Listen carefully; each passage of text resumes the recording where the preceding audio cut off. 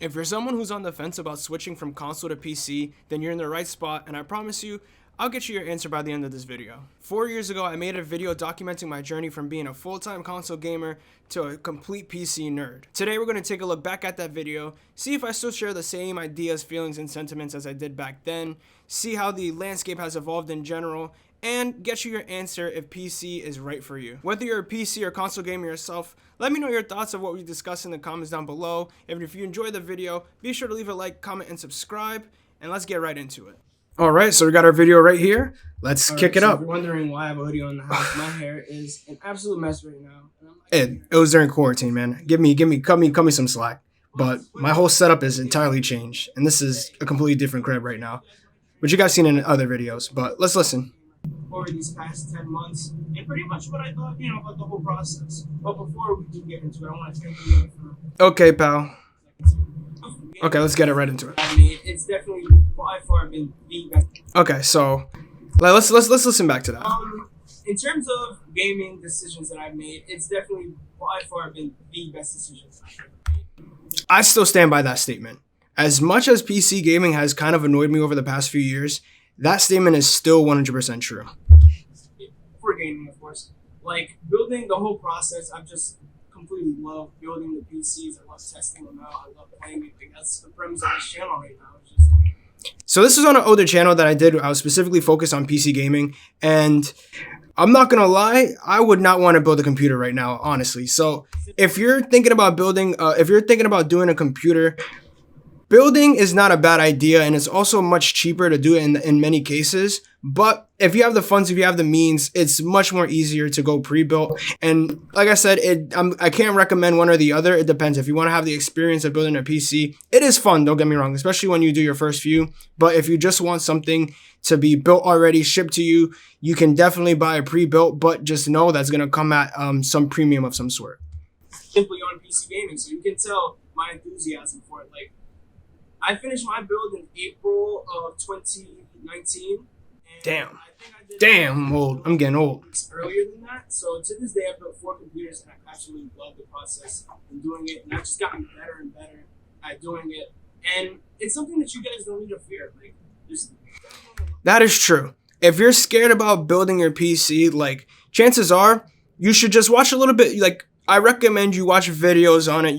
Recommend you watch a few builds themselves. There's a bunch of YouTubers that are just doing, computer builds. Like, it's honestly not as difficult as you would think it is. But watch videos. Mm-hmm. This guy knows what he's talking about. You'll definitely be fine. As long as you're careful, of course. I can see where, people can be a little hesitant in. But overall, there's definitely enough tools that you guys have out there that you need to succeed and able to build your PC. That is facts. And, it doesn't need to be expensive as well. You guys can always build. And that's another point that I want to mention, because PCs, I know there's a lot of ideas that when you let me not pause on that frame.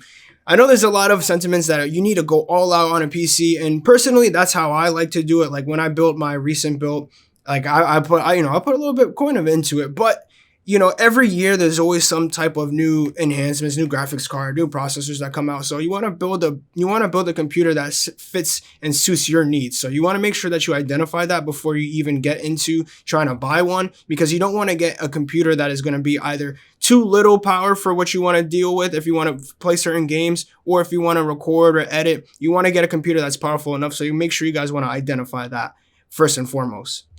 Your build, that's the best part about it, is that you can build your PC based off of what you want to do with it.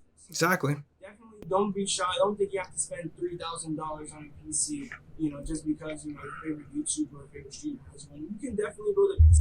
Yeah, so you don't need to go overboard, like I said. And 4 years ago was a little bit different, because if you want to compare the consoles back then, when you had the PS4 Pro and the Xbox One, Xbox Series, the Xbox One X back then, building a cheaper PC could put you on par with that type of power. But if you're going to try to build like a $700-800 computer, my personal recommendation is that you go ahead and you buy yourself an Xbox One, or you go buy yourself a PS5. That's my personal recommendation if you're just primarily focused on playing the same games that you would on a console. then you probably want to go that route, just because the graphics cards and all of that have not really caught up to the power of a PlayStation and Xbox can provide you at that price point.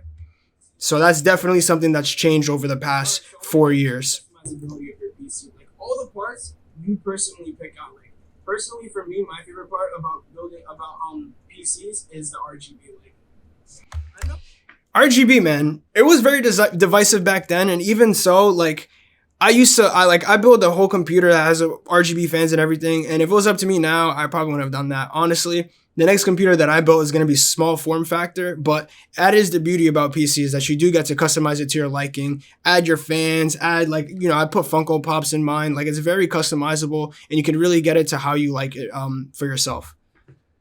It's very, divisive in the PC community. I go using divisive again. There it goes. That's my first ever computer build right there. My RTX 2080 and my 9900K, which I still have in this computer right here. See, hey, I gotta get up to that, man. You don't have to, you don't have to stick to one thing. It's all what you can do, what you plan to do. So, the beauty of freaking PC is the graphics and the high refresh rate. Yes. If you haven't experienced 120 FPS plus, you are definitely missing out as a gamer. And I know consoles have that ability now, but at PC, it's just like, it's not select games. And of course, you need the power and the graphics card to be able to back that up. But high refresh rate is honestly the way to go. Like, I honestly don't even like playing games that are capped at 60, especially not capped at 30. Unless it's Pokemon, but that's another story for itself. But definitely high refresh rate is going to be an amazing benefit and advantage that you can have as a PC gamer. Now I'm rocking a 1440p 144 monitor, and still doing that. Games are just woof. If you are a Fortnite and you're playing on console, if you were to see, like, I remember my roommate, when he saw my monitor and my PC, he was. And that's something that has changed with the landscape, because the PlayStations now and the Xboxes can perform at that level, when you were definitely not getting that back then on the 8th generation console. So that's something that's changed a little bit. But when you can play 144 FPS at 1440p or even 240 FPS, like, no console is going to see that at all. Completely mind blowing. It's such an amazing difference that you just completely feel like you're playing a different game. Like, that's true. Siege, or when I'm playing The Outer Worlds, or I'm playing any other game, like Red Dead, like, the smoothness, the graphics are just enhanced 10 times better. Like, playing Red Dead, I was like, I told my sister, I was like, come over here. Play Red Dead on the PlayStation. Night and day. And I'll keep this playing, but Red Dead on the consoles right now, on the next gen consoles, current gen consoles, is still 30 FPS. So if you want to get the best gaming experience for Red Dead, it is 100% on PC. For some reason, did not know that you can, play in higher refresh rates, and you can play in higher resolutions. This is definitely something you need to. Yes. But consoles now play 4K, so let's see. Right now, you guys can see my keyboard. Still got that one. You guys can play on keyboard and mouse. You guys can play on you guys can plug in your PlayStation controller, your Xbox controller, your Switch Pro controller. Like, still a pro. That's still a pro. You don't have that capability across consoles. And keyboard and mouse support is very spotty on certain ones, because now it's not available in all games. PC enthusiast I am, I'm gonna have to recommend the mouse and keyboard, of course. I mean, have you ever gone and cranked this guy? I used to love Fortnite. That was a game. Oh, Rainbow Six Siege and just got headshots. Just got some crispy shots, or just even simply look around in the world in a game like Outer Worlds and just enjoy the beauty. Like, the mouse and keyboard. I used to be nice at Fortnite. Accuracy, but it was like an extension. Woof! I was my old roommate back in the day. Let's continue. Don't get me wrong. I want to include this in, I don't want to sound like I'm bashing on consoles or anything. I still personally play my PS4 every single day because I am a Madden head. Nobody plays Madden on PC, and that's going down. Yeah, that's still kind of true today. Sports games. They're kind of like neglect. And yes, I want to point that out because it's very important on the types of games that you want to play. And this is less important now, actually, because of crossplay and how that's evolved over the past 4 years.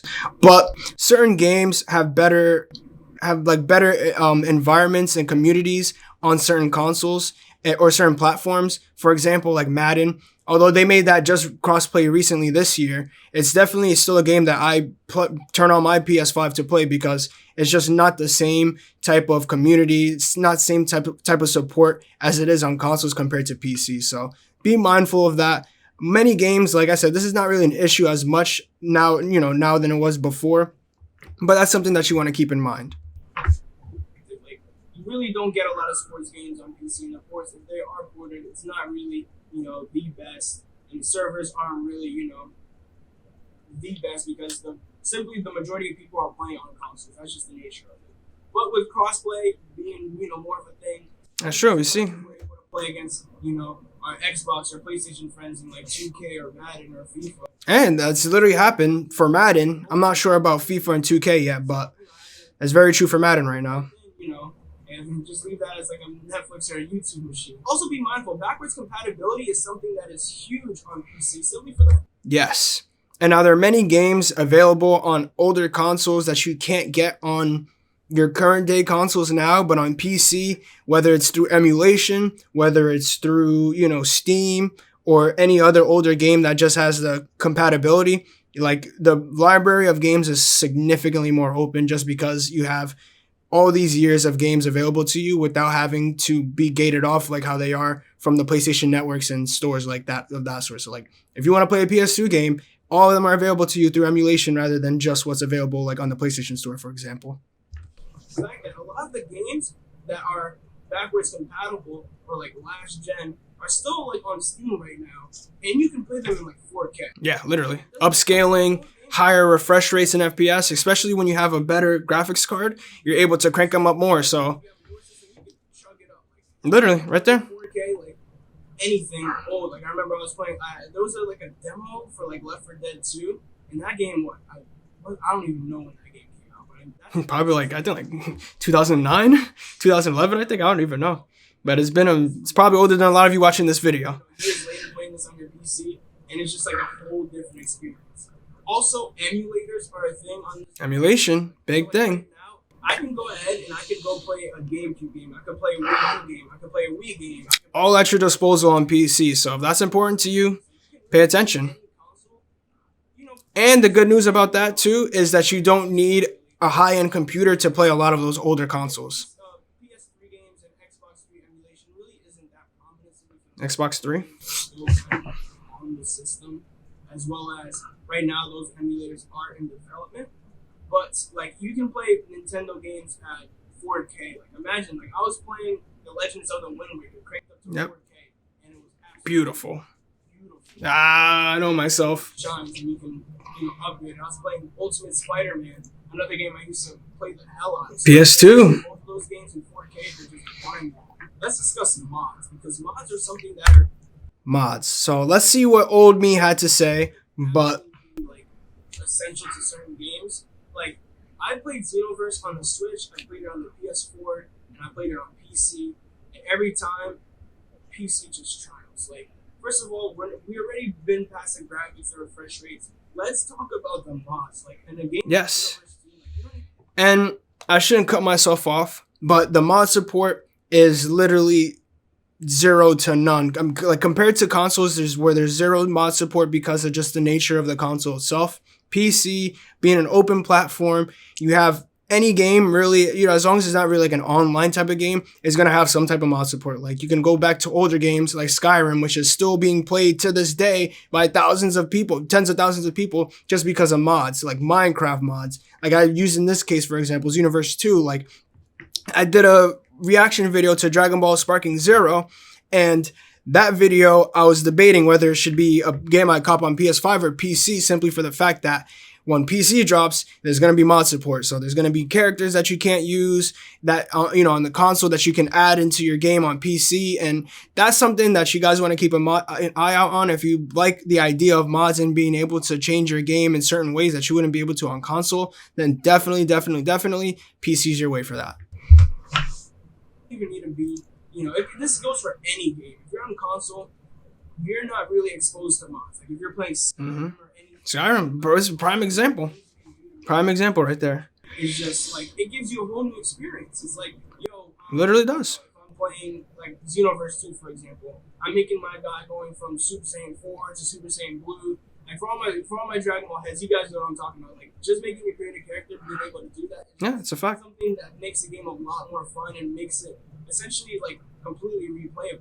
Let's talk about something else that is great. Free online.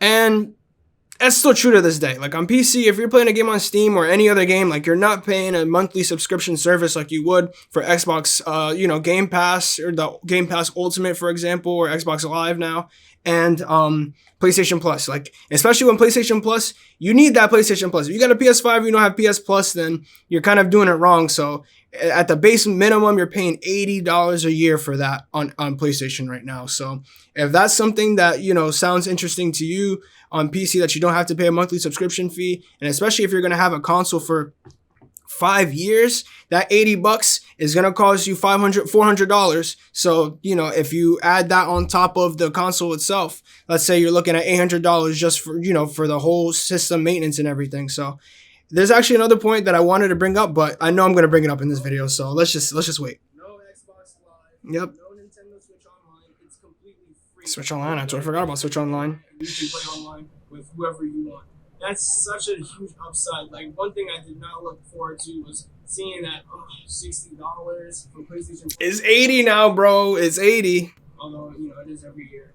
But one thing that's sort of like if you take into account PlayStation Plus. And not me doing my own math that I literally just did right now. That's literally what I was just talking about now.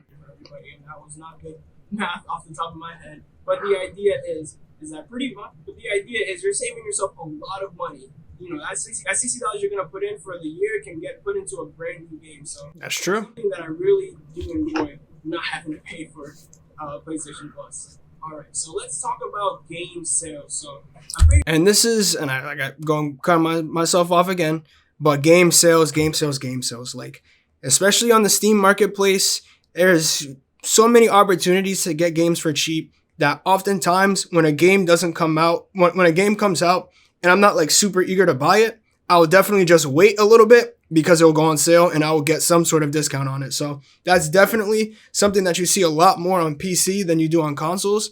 And just overall in general, the games are just cheaper than they are on console many times. So that's something to keep in mind very, very much. If you're not a PC gamer, you've heard of Steam. You've heard of Steam summer sale, winter sale, etc.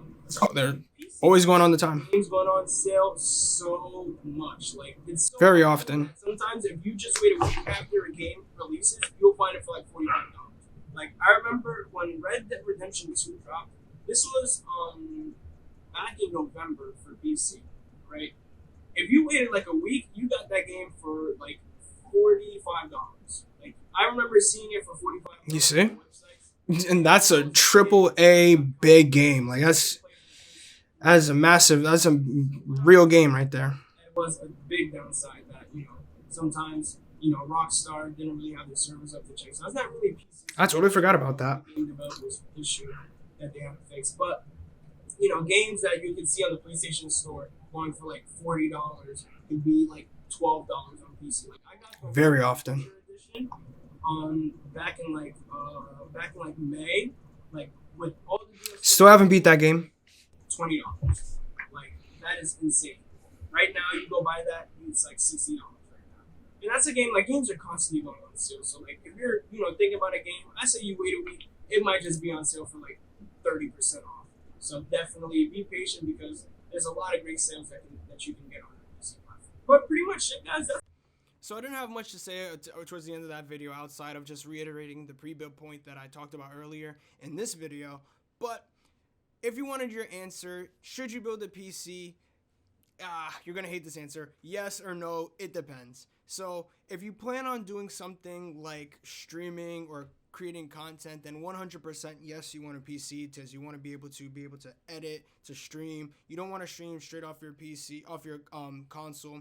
I don't really recommend that. But for interactivity, 100% get yourself a PC. If you're just trying to play games, like if you're trying to play Call of Duty a little bit better, then you got to really weigh your options. Do you want to really put a little bit more money in just for some FPS, then yeah, go be your guest. But if you're trying to get the full envelope of PC, if you're trying to edit, create content, if you're trying to play games at a higher refresh rate, higher FPS, then yeah, if you got the money, go ahead and definitely do that. But if you're thinking about building a PC, personally, I even back then a little bit, I always thought that if you're not gonna spend about $1,000 on a PC, then you should really just stick to consoles, because even at that price point, even in between like $1,000 and $2,000 now, a console can still get you that type of performance. And like I said, the only differentiating factor is if you're gonna want to create content where you're gonna want that type of environment where you can create videos, edit videos, use a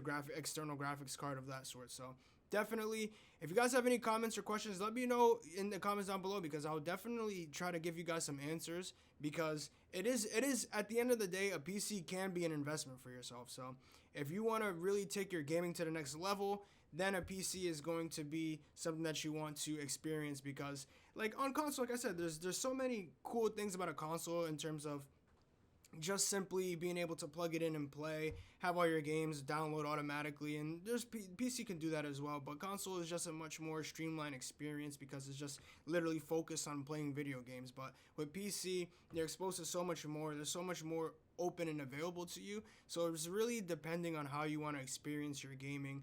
And there's honestly no wrong or right answer. Everybody has their own choice. And like I said, between crossplay, with crossplay being a more active thing, there's a lot more connectivity between all types of consoles. So that's something that's definitely changed over the past few years. But really, this all goes to say that it all depends on your preference. So take the points that I made in this video and in the previous video, make a decision for yourself. If you're scared to build your PC yourself, then you could also go the pre-built route, because that is a very viable option. Don't get me wrong, it's a very viable option, especially if you have the money to just not even worry about having to build it. But building a PC and building your first PC is a very fun experience. Like I literally, that previous channel, that was probably one of my most viewed, I think that was one of my most viewed videos in that channel at all, in general. So there's definitely a lot of fun to be had in making that switch. But the difference in the price of performance has decreased very significantly, because these consoles are so fantastic. They're really, really good. So like I said, your choice. You let me know what you guys think in the comments down below. That's really going to be the end of this video. So if you guys stayed to the end, you're a champ. So really appreciate it. Make sure you guys leave a like, comment down below your thoughts and any questions you may have, and subscribe for more content like this. I'll catch you on the next video. Peace.